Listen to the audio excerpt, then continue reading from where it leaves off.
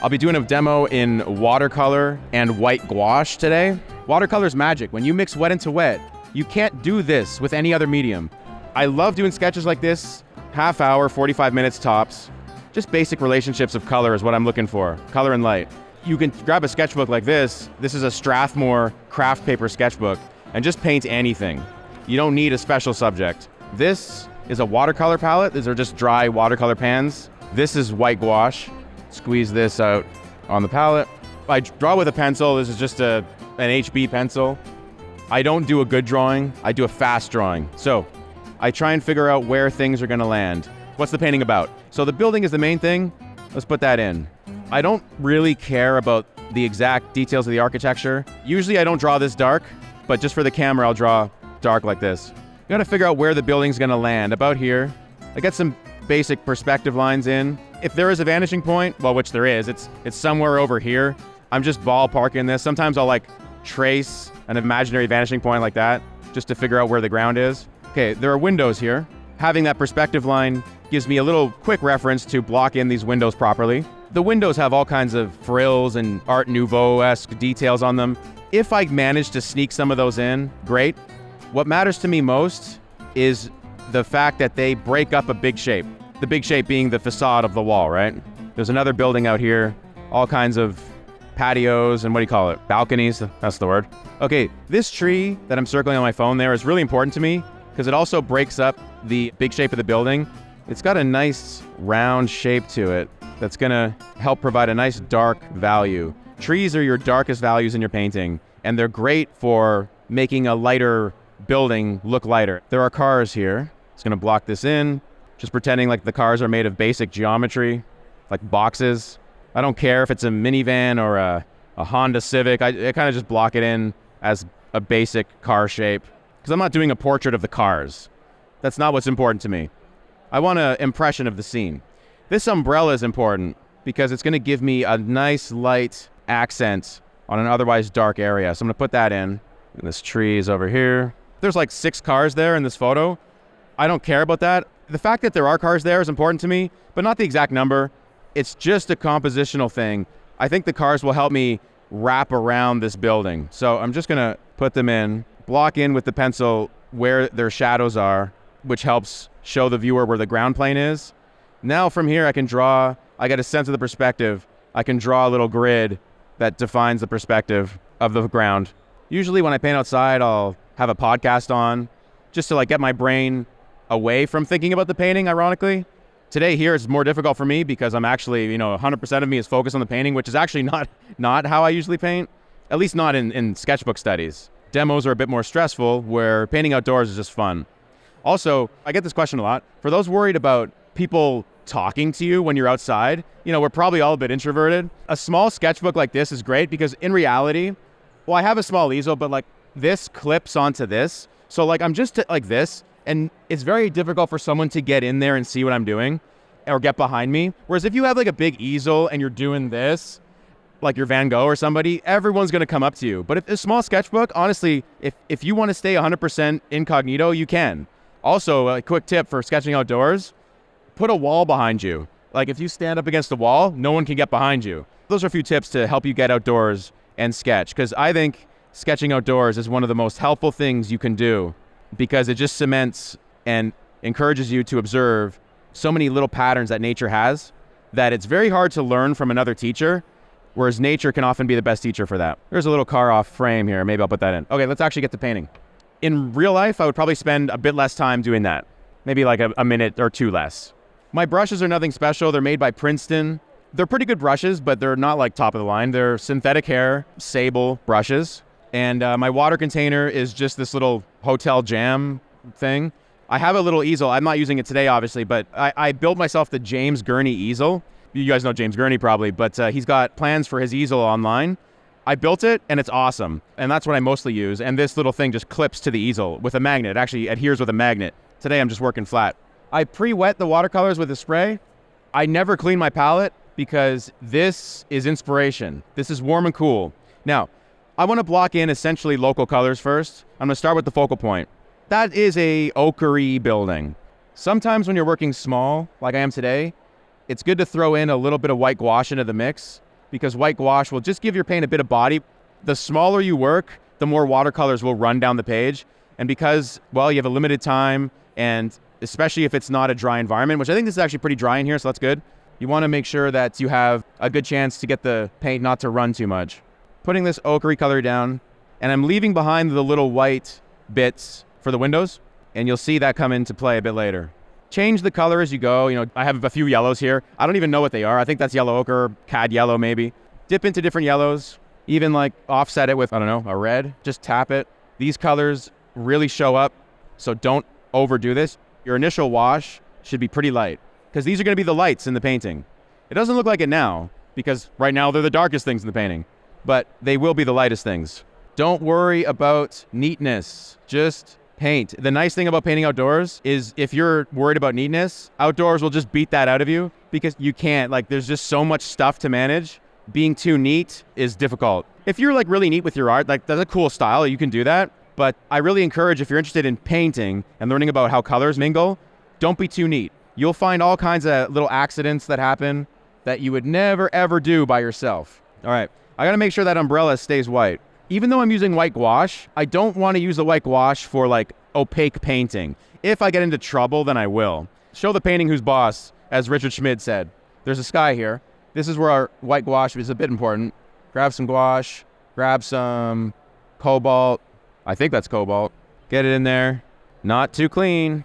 I need a bit more dark blue at the top. If you want depth in your skies, give it a darker blue at the top and progressively lighter as it goes down. The photo does have that, but it's subtle. Snapshot like this lie all the time. A real sky really has a dramatic difference from dark blue at the top to progressively lighter at the bottom. I've also blocked this in with a little bit of a warmth at the bottom. So it's going from a dark blue at the top to like a light warm at the bottom. Let's get into some darks. Your shadows should have two parts to them. The average shadow, which is what I'm going to do right now, and then the dark accent, which makes the shadows look like they have reflected light in them. So watch this. I don't know what I'm mixing, but it's warm, as you can see. My color theory is all warm versus cool. Darks like windows, when I really want to show something that's pretty dark, I tend to go toward the warms, just because I see that mostly outdoors. That's not a rule or anything. I'm going to put in some sunlight shadows. These are not shadows from the sunlight. These are like the darks inside the windows. But watch this. I'm going to actually change gears here just to show you. I'm now going to mix a lighter shadow, and I'm mixing right into this mud. This mud is nice because it's a combination of everything. If you combine all your colors, you're almost guaranteed harmony, because all your colors will have everything included in all of them. Does that make sense? They will self-harmonize in a way. It's not a foolproof thing. You still got to work at it, but it's a good step forward. These shadows have to be drawn more carefully than my light lay-in, because these shapes define the form. You still don't have to be surgical with them though. Here's a shadow underneath the windows, more blue. The thing with watercolor, chroma will leave your brush fast, like the saturation of the blue will taper off as you paint, so I like to refill the saturation just by dipping in. See how thin my mixtures are though? This is mostly watercolor, a hint of gouache, but as you can see, mostly watercolor. The only gouache I have is that white. When the wash is wet, you might want to think about putting a dark in there. So I'm mixing up a warm, dark value, and I'm going to put it just where the darkest accents would be. If you've ever heard the term ambient occlusion, this is what I'm doing. It's where the shadows have the least amount of reflected light. The ambient light is occluded, where there are little cracks and crevices, like up in here. There's a building here, which I can draw with the brush. This building here.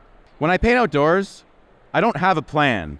You have to like figure out what your dark and light pattern is going to be. This tree, like I said earlier, is going to be a dark. So let me lay it in. As you can see, I mix a green right into the mud here to get colors to have things in common. Let's put this green in. So this is going to be the light of the tree. So even the light of the tree is pretty dark. While that is wet, I want to go darker with the shadows. So I'm going to darken it with ultramarine, some dark purple, alizarin crimson a bit. And while that's wet, I'm going to put in the dark of the tree and let watercolor do its magic. That is wet into wet. Focusing on getting like, obviously the darks are going to be at the bottom of the tree because the tree is like a circular shape. Just the beautiful wet into wet is doing the work for me. I'm just kind of directing it to be at the bottom of the tree. I want to get warmer with that. Whenever you are painting with one color for too long, like this shadow is all this one color, just change your color a bit. As long as your value stays consistent, like this red It's kind of a nice change. It's the same value, and the wet into wet watercolor merges the edges. You're kind of home free. Like, you don't have to worry about it. If you're mixing one color into another that's the same value, you can do that with impunity. Just go ahead. You notice my strokes are almost never like fully solid. Like I'll do this and then I'll just dot it around. It's just in the name of big, medium, small shapes. Like this shadow little thing under the eaves. See how it's broken? Broken is generally more interesting than solid. Not all the time, but generally, because it gives the eye something to compare things against. Big, medium, small. So my muscle memory, like just the way my hand has learned to move to make appealing shapes and stuff, I always am doing this kind of thing. Never this. Let's get this building in the back. It's a bit darker with its local color. It's a bit warmer. Let's get its shape. Again, while that wash is wet, let it merge into the trees. It's a great chance to just change it up. I don't know what blue this is. I think this is cerulean. Just let that cerulean do its watercolor magic while the washes are wet. Right around now, I'm starting to see like a picture here. This is a building up top. I'm allergic to just flats. While that wash is wet, mix something else into it. A bit of a warm. There you go. That's it. And let watercolor do its thing. While that's drying, I'm facing a bit of a drawing problem indoors here. If you're painting outside in like sunny California or whatever, this was a sunny Barcelona day, things were drying instantly. I had to work quick. I like working in hotter and drier weather because the watercolor dries quicker. While this is wet, I'm gonna angle the book just a tad so the water runs down. Usually I do have a bit of an angle. I'm working flat today for the cameras. Usually I'll tilt my easel about like this. About like this. So the water runs down a bit with gravity. I'm trying to get just a darker little vignette to the road. Alizarin crimson and ultramarine. Now, in reality, that's a grayish pavement, but for pop, I'm gonna leave it lighter. The thing about painting outdoors is you learn to be a really good editor. You really need to paint this stuff from life. Painting from a photo is a pale comparison into being outdoors from life. Painting from photos is okay. Obviously, you should do it, but you have to get out there from life to see all that is there, because your eyes are so much higher resolution than an iPhone camera. It's not just that though. It's the way you experience a scene, like what is important to you. A photo will flatten everything and make everything of equal importance because a camera's dumb. It doesn't know what to focus on. Well, okay, it does know what to focus on, but a camera doesn't know what's important in a scene. It just takes the thing. Your eyes are very different. Your eyes will be drawn to a bit of dapple light there, a color pop there. A camera might just lose that. Like it'll capture it, but it won't give it any special importance. In real life, I was really paying attention and therefore emphasizing all these little dappled shadows that were coming in from off-screen trees. In fact, I should show those off-screen trees a little bit in frame here, like I did in my original. I'm gonna put a car here too. Marco Bucci obviously knows his color theory, and that's why I'm proud to announce that he's joining the Digital Fundamentals course to teach the section on color. That's over at proko.com/digital painting. Marco is going to teach you how to analyze color in various settings, how to work with limited palettes, and more. Let's get a different brush. I've been painting with one brush this whole time, which is pretty common for me, but let's just get a big flat. Well, it says 14. I don't know what that means. Who knows? I got this brush in Europe, so who knows what measurements they're using. Tree. There's a tree here. This tree is not a tree as much as it is a framing device. A dark framing device that sets off the light building. Let it overlap. Let the hair of the brush give you stuff for free. Think of this like a Photoshop brush, like a dirty Photoshop brush. I'm gonna put a tree up here too. This is not in the original, but I might be able to play with the shadow from this tree. Oh, okay, I don't need to tilt my sketchbook anymore. I am adhering to the basic idea that warm sunlight will cause less worms to be in the shadow. The old axiom, warm light, cool shadow. I'll use that as a starting point. If I'm mixing, this is just a shadow of the tree coming in here. This is the angle of the sun, like this, kind of a early afternoon angle of the sun. So the shadows all need to be consistently this direction, right? Falling this way. So I'm gonna grab a coolish shadow, throw some white gouache in there just to give the mix some body, and just throw some shadows this way. Again, see these little negative spaces that are just happening? Leave those there. Even if you don't see them in real life, put them in. Remember that real life has no obligation to be a composition. Real life is not the art. The art is you composing it. A lot of people get this wrong and think that because nature's doing it or because you see it in real life, that's what's got to be in your painting. That couldn't be farther from the truth. The opposite is true. You have to design what's there. First of all, there is a tree there, but that tree is nowhere near the building. It's closer to me. I'm going to put that tree near the building. And what that does is it allows me to do this. Shadow. Now, That's going to be a nice dapple shadow. Let's throw in a little mixture of ultramarine and viridian just to purplify it a bit. I'm inventing this, so how far do I want that shadow to go down? I don't know. I want it to affect the window, which kind of brings another thing up. One thing that I see a lot of people are shy about is the simple idea of putting one thing in front of another. Putting a tree in front of a building, putting a shadow from the tree over top of the building. For some reason, that is a hesitancy people have to do that. And I think it stems from the tendency to be too tight with stuff and too precious with stuff. You've spent all this time drawing a building, you might not want to put a tree in front of it. Just do it. Because that's what creates depth and interest, is when something is hidden by something else. That building is still there. All right, this background building needs some work here. Whoa, that's a really dark color, okay. I mixed a color too dark for that building.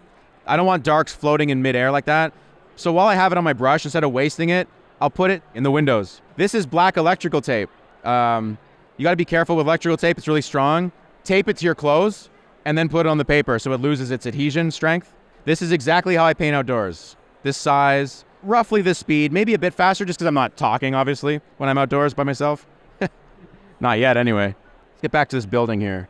Okay, that building, this one here, is an abstract painting. I'm looking at a photograph and I can't make heads or tails of what that building is doing. So there's no reason to do it in a painting. A painting is usually best on the more abstract side anyway, at least in my opinion. So I'm just gonna draw stuff. And I'm gonna use that building, again, as a framing device to show off the lightness of this building. That's the thing with watercolor. You have to find ways to show your lights by putting in darks next to it. It's not like oil where you can start with a mid-tone and go up, or acrylic, or gouache even. Watercolor is unique in that you can only go down. Again, even though I have white gouache is not really gonna save me. Maybe a bit of a dark accent in here. Little abstract marks. Now when I make these abstract marks, I'm thinking about this. Big, medium, small. This is a painting right there. That exploded times 100 is what I'm doing here. Big, medium, small always. The only shape that is like really big and almost untouched is the facade of that building. And as you can see, I'm trying my best to break it up with shadows. In fact, I'm gonna get back to that. I'm gonna go more bold with this shadow. Like I have no idea if this is gonna work. I just gotta roll with it. I can't change it now. Once you put it in, it's in there. Watercolor's magic. When you mix wet into wet, you can't do this with any other medium. So take advantage of it. This lamppost is actually useful to me. I'm gonna put that in so I don't forget about it. Let's get that tree in. So as you can see, I want a green, but I don't just want like just one green. I want to again mix it in. Let's get a cooler green. A cooler green might recede more. Again, while it's wet, I'm throwing in little shadows, mixing into my darker pool here, putting in shadows while it's wet, letting the watercolor diffuse it. This goes all the way down. I might try and leave behind, see like those street lights, little miscellaneous things really. It doesn't matter what it is. Stop signs, street lights, speed limit signs. Leave little areas of negative space behind. A little more green. The bottom of this area needs to go dark to pop out the cars that are light. So while it's wet, let's go dark. In keeping with sort of a cooler shadow, generally I'll go with a cooler dark, which goes against something I said earlier. I like to use warm darks for things that are important, like the windows maybe. My darkest darks will be warm, but when things are maybe less important, a cool dark is fine. These are not rules. I'm just trying to narrate what's in my head, which is honestly not always that organized. Sculpting this car with this value. While you're here, these posts have little darks on them. All right. There's a blue car there, which I like. There's just something about the change up of color that I like. This is actually where I might dare to clean my palette. Because it's such a small spot, I want this to be pretty clean. So, not that this car is that important, but it'd be very easy to lose this car. Let that dry, because again, I want this to be pretty clean. So I want that wash to dry. So while that's drying, I'll make these two cars white, which they kind of are in the original. I'll put in the windshields. Windshields are tricky. You just got to get the shape right. Make sure you leave the bars that are holding the windshield on to the side. Windows of cars are often dark because you can see through the interior, and the interior of the car is usually not lit, so it's usually darker. Leaving little careful negative shapes for the cars, in the windows and stuff. This car here, like that. Trying to think about perspective, like this car, you're seeing it a little more head on than this car. These studies are not about perfect drawing. They are about color, mostly color and light. And the coolest thing that I ever learned is you can capture color and light without having a perfect drawing. Perfect drawing, say for later, say for your studio stuff. That's where you want to draw at a higher level than this. But this is honestly good enough. Like, this captures the scene and it allows you to work quickly. Everything I do in color in my final illustrations, I learn from this. Honestly, this is the wellspring of everything. For me, obviously every artist is different, but this has been so important for me over the years, to the point where I still make time to do it, even though it's not always convenient. Especially, I've got young kids now. It's a bit harder for me to get out there. I still try and make time to do it. That umbrella needs dapple light falling on it, or else it looks a bit artificial. Really, really wet wash, which will lighten the watercolor, and just figure out, that's about right. Here we go. I'm gonna go really dark here to really pop that umbrella as much as I can. I notice I can't help myself but just calligraphy my way into some little shapes here.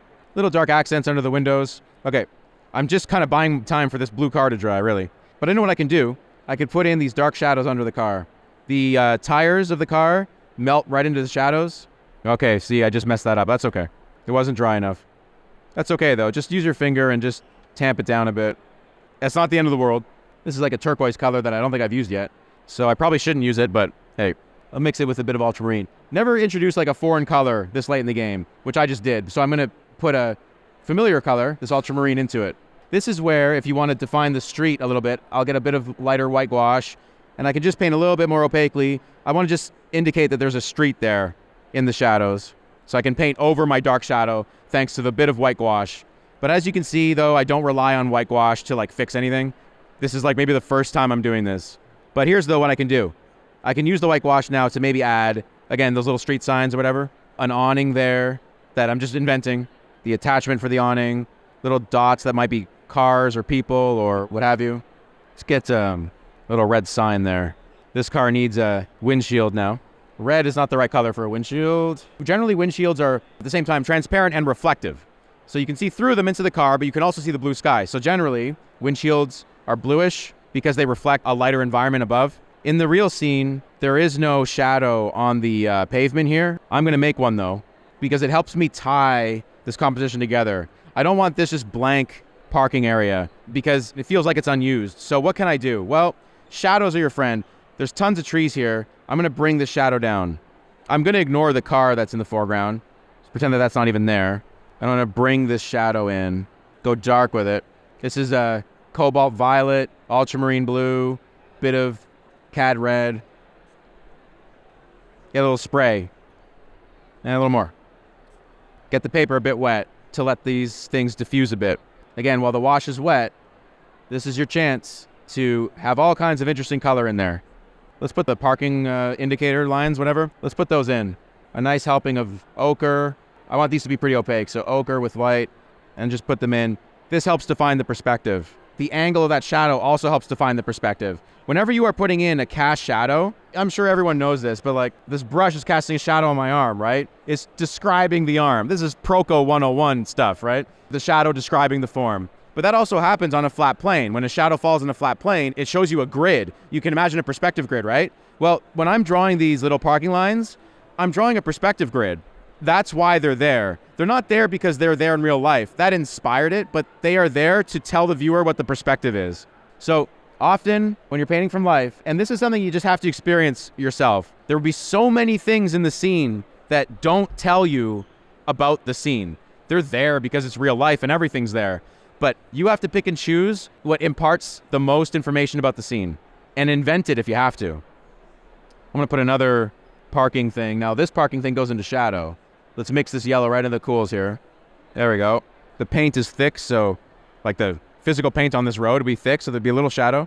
This means we're nearing the end when I'm doing this stuff. Little license plate. There's a few architectural details that I had in my original that I didn't quite get in this one, but that's okay. But this is where you get the white gouache and just work in. Like there's maybe a bit of light here. This is where you can just go in, thanks to gouache, and maybe get a bit of light in there where I might have lost it. Maybe this door should be lighter. If you find yourself doing this too early, the opaque stuff, and fixing things, just start again. Little spots of light maybe. Really, it's just shapes. I'm trying to populate the image with as many shapes as I can, big, medium, small distribution, without overwhelming it. Too few shapes is boring. Too many shapes is overwhelming. You want something in the middle. In any picture. It's a recipe for interest. And it's not a formula because the shapes could be anything. It's just a Principle. More streetlights. All right, my blue car needs shadows. Just little indications of details on the car, like the fender, the lights, headlights, taillights. This tree needs a more defined shadow, I think. If I feel like it's incomplete, I have done that. Or if I feel like I've messed up something that I could save later, I'll do it. But in general, I try not to do that. In general, like if something doesn't work, I just take it as a learning experience, because that's what the sketchbook is to me. Like, look at this one.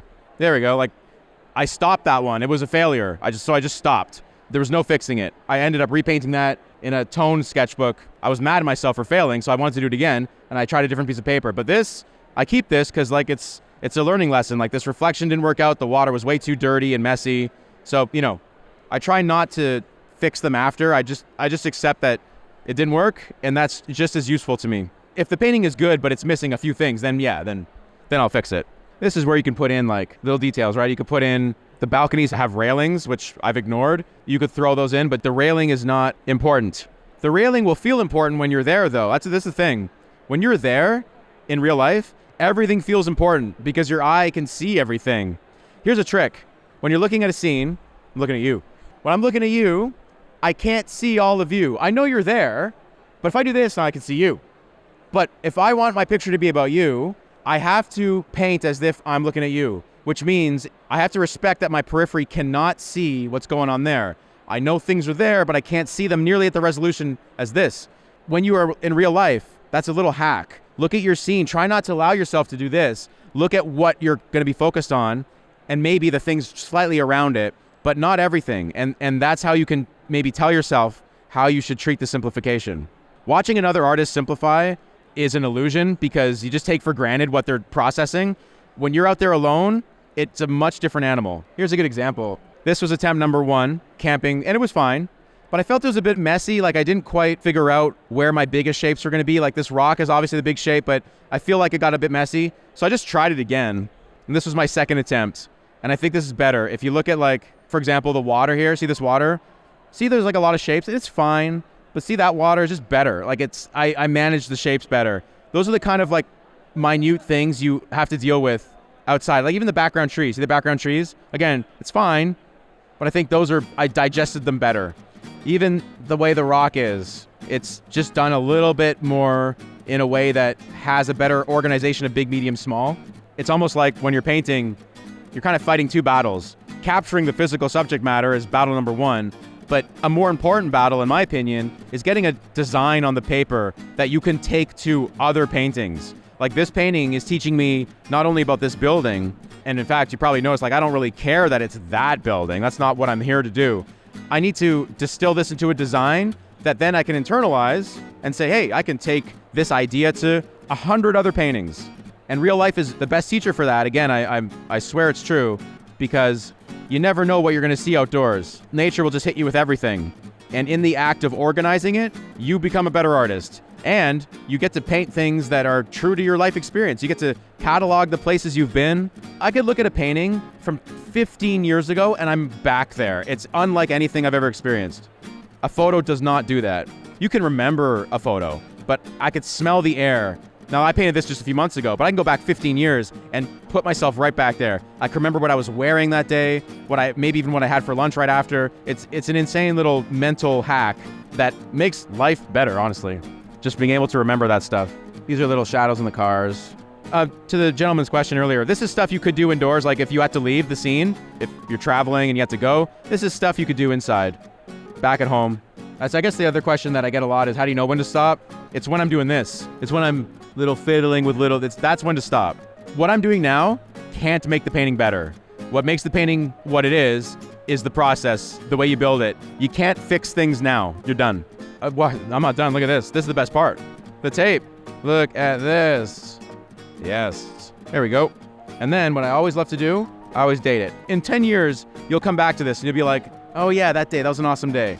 All right, so go learn more color secrets from Marco Bucci in the Digital Fundamentals course at proko.com/digital painting. The first premium lesson by Marco is already available right now.